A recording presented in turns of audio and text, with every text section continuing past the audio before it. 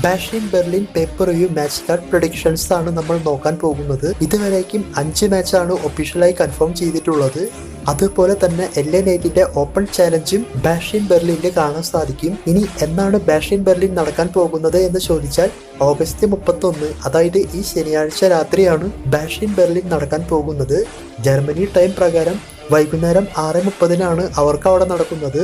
അപ്പോൾ നമ്മൾക്ക് ഇവിടെ ഇന്ത്യയിൽ കാണാൻ സാധിക്കുക 10 മണിയോട് കൂടിയാണ്. അപ്പോൾ 10 മണിയാകുമ്പോൾ ബാഷ് ഇൻ ബെർലിൻ സോണിയിൽ നമുക്ക് കാണാൻ സാധിക്കും. എന്നാൽ സോണി സ്പോർട്സ് 8:30 എന്ന് പറഞ്ഞാണ് സമയമെല്ലാം കാണിക്കുന്നത്. അപ്പോൾ അത് കിക്ക് ഓഫ് ആയിരിക്കും. അപ്പോൾ വൈകുന്നേരം 10 മണിക്ക് മറക്കാതെ കാണുക ശനിയാഴ്ച. പിന്നെ എല്ലാ സ്പെഷ്യൽസിലും പറയുന്നത് പോലെ ഞാൻ പറയുന്ന എല്ലാ റിസൾട്ടും 100% നടക്കും എന്ന് ഉറപ്പ് പറയുന്നില്ല. ഇത് പ്രിഡിക്ഷൻ ആണ്, അങ്ങനെ മാത്രം കാണുക. നമ്മൾ ഫസ്റ്റ് പറയാൻ പോകുന്ന match women's tag team championship match ആണ്. ഈ മാച്ച് നടക്കാൻ പോകുന്നത് വുമൺസ് ടാഗ് ടീം ചാമ്പ്യനായ ദി അൺഹോളി യൂണിയൻ, അതായത് Alba Fyre and Isla Dawn versus Bianca Belair and Jade Cargill, ഇവർക്കാണ് ഈ മാച്ച് നടക്കാൻ പോകുന്നത്. അപ്പോൾ ഈ മാച്ചിൽ ആർക്കാണ് വിജയസാധ്യത കൂടുതൽ എന്ന് ചോദിച്ചാൽ ഇപ്പോൾ ഭയങ്കരമായിട്ടുള്ള ഫാൻ സപ്പോർട്ട് ബിയാങ്ക ബെല്ലറിനും ജെറ്റ് കാർഗിലിനും കിട്ടുന്നുണ്ട്. പക്ഷേ ഈ മാച്ചിൽ എൻ്റെ prediction Alba Fyre and Isla Dawn ഇവർ തന്നെ സ്റ്റിൽ ടാഗ് ടീം ചാമ്പ്യൻസ് ആകും എന്നാണ്. കാരണം ബിയാങ്ക ബെല്ലർ ജെറ്റ് കാർഗിൽ ഇനി ടാഗ് ടീം ചാമ്പ്യൻഷിപ്പ് വിൻ ചെയ്തിട്ട് പ്രത്യേകിച്ച് കാര്യമൊന്നുമില്ല. അതിനേക്കാൾ നല്ലത് ഇവർക്കിടയിൽ സ്പാർക്ക് കൊണ്ടുവന്ന് ഇവരുടെ റെസൽമേനിയ സ്റ്റോറിക്ക് വേണ്ടിയിട്ടുള്ള കാര്യങ്ങളൊക്കെ ചെയ്യുന്നതായിരിക്കും. അതുകൊണ്ട് ഈ മാച്ചിൽ എൻ്റെ prediction Alba Fyre and Isla Dawn ഇവർ ഈ മാച്ചിൽ ജയിക്കാനാണ് ചാൻസ് ഉള്ളത്. അടുത്തത് യുണൈറ്റഡ് ചാമ്പ്യൻ LA നൈറ്റിന്റെ ഓപ്പൺ ചാലഞ്ച് ആരാണ് അക്സെപ്റ്റ് ചെയ്യാൻ പോകുന്നത് എന്ന് നോക്കാം. ഒന്നാമതായിട്ട് സ്മാക്ക് ഡൗണിലോട്ട് മാറിയ ഷിൻസ്കെ നാക്കമോറയുടെ പേരാണ് വരുന്നത്. അതായത് ഷിൻസ്കെ നാക്കമോറ സ്മാക്ക് ഡൗണിൽ വന്നതിന് ശേഷം ഒരു മാച്ചിൽ പോലും ഫൈറ്റ് ചെയ്തിട്ടില്ല. അങ്ങനെയുള്ള നാക്കമോറ ഇപ്പോൾ LA നൈറ്റിന്റെ ചാലഞ്ച് അക്സെപ്റ്റ് ചെയ്യുമെന്നാണ് പറയുന്നത്. അപ്പോൾ ഇതിന് സാധ്യതയുണ്ടോ എന്ന് ചോദിച്ചാൽ ചാൻസ് വളരെയധികം കുറവാണ്. കാരണം നാക്കമോറ ഇത്രയും നാൾ ബ്രേക്ക് എടുത്തിട്ട് പെട്ടെന്ന് ഒരു മാച്ചിൽ വന്ന് തോറ്റു പോകുന്നതിനേക്കാൾ നല്ലത് ഈ മാച്ച് അക്സെപ്റ്റ് ചെയ്യാതെ അല്ലെങ്കിൽ ഈ പ്ലാനെ വെക്കാതിരിക്കുന്നതാണ്. പിന്നെ പറയുന്നത് AJ സ്റ്റൈൽസിന്റെ പേരാണ്. AJ സ്റ്റൈൽസിന്റെ റിട്ടേൺ ബാഷ് ഇൻ ബെർലിനിൽ കാണാൻ സാധ്യത ചിലപ്പോൾ ഉണ്ടായിരിക്കും. പക്ഷെ AJ സ്റ്റൈൽസ് LA നൈറ്റിന്റെ മാച്ചിൽ വരുമോ എന്നുള്ള കാര്യം ഡൗട്ടാണ്. കാരണം ഇവരുടെ മാച്ച് റെസൽമേനിയയിൽ തന്നെ കഴിഞ്ഞതാണ്. പിന്നീട് ആ സ്റ്റോറി എല്ലാം സ്റ്റോപ്പ് ചെയ്താണ് LA നൈറ്റ് ചാമ്പ്യൻ ആയത്. അതുകൊണ്ട് AJ സ്റ്റൈൽസിനെയും ഒഴിവാക്കാം. മൂന്നാമതായി പറയുന്ന റെസ്ലർ റോ ബ്രാൻഡിലുള്ള ലൂഫിൻ കൈസർ ആണ്. ലൂഫിൻ കൈസർ LA നൈറ്റിന്റെ ചാലഞ്ച് അക്സെപ്റ്റ് ചെയ്യുമെന്നാണ് പറയുന്നത്. അപ്പോൾ ഇത് നടക്കാനായിട്ട് ചാൻസ് ഉണ്ട്. ലൂഫിൻ കൈസർ അല്ലെങ്കിൽ ജിയോവാനി വിഞ്ചി ഇവരിൽ ഒരാൾ LA നൈറ്റിന്റെ ഓപ്പൺ ചാലഞ്ച് അക്സെപ്റ്റ് ചെയ്യാൻ ചാൻസ് ഉണ്ട്. ഇതിൽ കൂടുതൽ ചാൻസ് ലൂഫിൻ കൈസറിനാണ് പറയുന്നത്. പക്ഷെ ലൂഫിൻ കൈസറിന് റോയിൽ നല്ല സ്റ്റോറി എല്ലാം ഇപ്പോൾ ചെയ്തു വെച്ചിട്ടുണ്ട്. അപ്പോൾ ആര് ഓപ്പൺ ചാലഞ്ച് അക്സെപ്റ്റ് ചെയ്താലും LA നൈറ്റ് ആയിരിക്കും സ്റ്റിൽ ചാമ്പ്യൻ ആവുക. അടുത്തത് മിക്സഡ് ടാഗ് ടീം മാച്ച്. ഈ മാച്ച് നടക്കാൻ പോകുന്നത് the Terror Twins Damian Priest and Rhea Ripley versus Judgment Day women's world champion Liv Morgan and Dominik Mysterio, ഇവർക്കാണ് ഈ match നടക്കാൻ പോകുന്നത്. അപ്പോൾ ഈ മാച്ചിൽ ആർക്കാണ് വിജയസാധ്യത എന്ന് ചോദിക്കുകയാണെങ്കിൽ ഈ മാച്ചിന് 2 പ്രഡിക്ഷനാണ് പറയുന്നത്. അതായത് AJ സ്റ്റൈൽസോ അല്ലെങ്കിൽ മറ്റേതെങ്കിലും റെസ്ലേഴ്സോ സർപ്രൈസ് ആയിട്ട് ഈ മാച്ചിൽ വന്നു കഴിഞ്ഞാൽ Damian Priest Rhea Ripley team തോൽക്കാൻ ചാൻസ് ഉണ്ട്.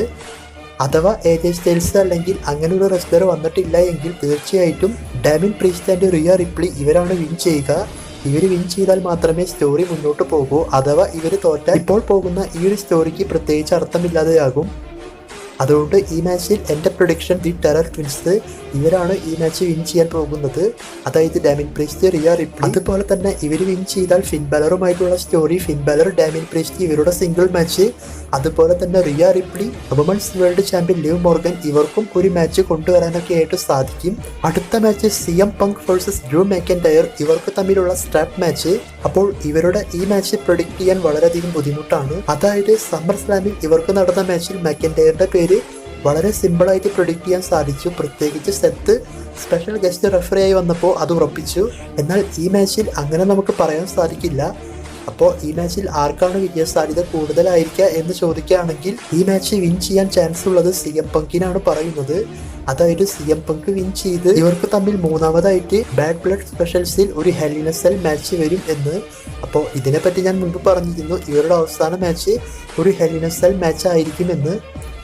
അപ്പോൾ അതിലേക്ക് ഈ സ്റ്റോറി കൊണ്ടുപോകണമെങ്കിൽ CM Punk വിൻ ചെയ്യണം. അതുകൊണ്ട് ഈ മാച്ചിൽ എന്റെ പ്രൊഡിക്ഷൻ CM Punk. പിന്നെ പറയാൻ സാധിക്കില്ല, ഈ മാച്ചിൽ WWE ഡ്രൂ മാക്കിൻടയറെ തന്നെ വിൻ ചെയ്യിപ്പിച്ചേക്കാം. എന്നിട്ട് ഹെൽ ഇൻ എ സെൽ മാച്ചിലായിരിക്കാം CM Punk വിൻ ചെയ്യുന്നത് പോലെ WWE കാണിക്കുക. അത് എന്തായാലും എന്റെ പ്രൊഡിക്ഷൻ CM Punk. അടുത്തത് undisputed WWE championship match. Undisputed WWE champion Cody Rhodes versus Kevin Owens. അപ്പോൾ ഈ മാച്ചിൽ എന്താണ് പ്രത്യേകത എന്ന് ചോദിച്ചാൽ, കോഡി റോഡ്സ് കെവിൻ ഓവൻസിന് നിർബന്ധിച്ച് ചാമ്പ്യൻഷിപ്പ് മാച്ച് കൊടുത്തിട്ടുള്ളതാണ്. അതുപോലെ തന്നെ ഈ മാച്ചിന്റെ സ്റ്റോറി ലൈൻ ഇതിലെല്ലാം കെവിൻ ഓവൻസ് വില്ലനാകാൻ പോകുന്നതിന്റെ സൂചനകളാണ് കാണിച്ചിട്ടുള്ളത്. അപ്പോൾ ഈ മാച്ച് കാണുന്ന സമയത്ത് നമ്മളെല്ലാം പ്രതീക്ഷിക്കുക, മുൻപ് AJ സ്റ്റൈൽസ് നാക്കമോറ ഇവർക്ക് നടന്നതുപോലെ മാച്ച് ജയിച്ചതിന് ശേഷം കോഡി റോഡ്സിന് കെവിൻ ഓവൻസ് ചാമ്പ്യൻഷിപ്പ് എടുത്തു കൊടുത്തുകൊണ്ട് കോഡി റോഡ്സിനെ അറ്റാക്ക് ചെയ്ത് ഹീൽ ടേൺ ചെയ്യും എന്നായിരിക്കും. എന്നാൽ അതിന് സാധ്യത കുറവായിട്ടാണ് പറയുന്നത്. അതായത് കെവിൻ ഓവൻസ് ഹീൽ ടേൺ ചെയ്യും, പക്ഷെ അത് ഇപ്പോഴായിരിക്കില്ല എന്ന്. ഇപ്പോൾ ഈ മാച്ച് തോറ്റതിന് ശേഷം കെവിൻ ഓവൻസ് കോഡി റോഡ്സുമായിട്ട് ഫ്രണ്ട്ഷിപ്പിൽ തന്നെ പോകും എന്നാണ് പറയുന്നത്. അപ്പോൾ ഈ മാച്ചൊക്കെ സിമ്പിളായിട്ട് പ്രിഡിക്റ്റ് ചെയ്യാം. അതായത് കോഡി റോഡ്സ് ആണ് വിൻ ചെയ്യാൻ പോകുന്നത്. ഈ മാച്ചിൽ ബ്ലഡ് ലൈൻ ടീം വരുമോ അങ്ങനെ എന്തെങ്കിലും ചെയ്യുമോ എന്നറിയില്ല.